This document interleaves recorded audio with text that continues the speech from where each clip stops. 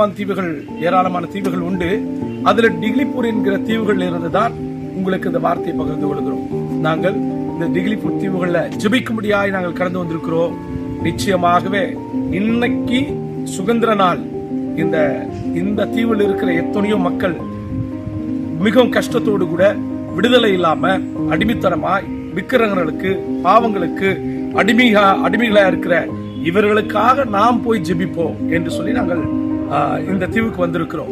விசேஷமாக காரணம் வந்ததுக்கு காரணம் நம்முடைய சுதந்திர நாள்ல நாம் போய் ஜெபிக்கும்படியாக எங்களுக்கு ஆவியானவரால் ஏவப்பட்டு இந்த தீவுக்கு நாங்கள் வந்திருக்கிறோம் ஜெபிக்கும்படியாக. நிச்சயமாய் எங்களோடு கூட சேர்ந்து இந்த அந்தமான் தீவுகளில் இருக்கிற டிக்லிபூர் என்கிற தீவுக்கு தீவில் உள்ள ஜனங்களுக்கு நீங்களும் ஜெபிங்க. இந்த தீவு ரட்சிப்படையணும், இந்த தீவு விடுதலை அடையணும், இந்த தீவு ஆண்டவருக்குள் சுதந்திரம் அடையணும்.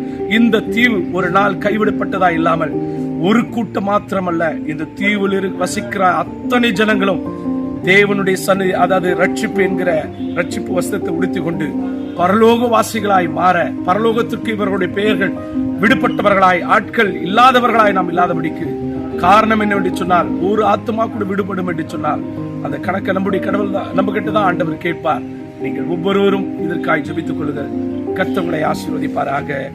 God bless you. நாம் அனைவரும் சேர்ந்து ஜெபிப்போம். Praise the Lord.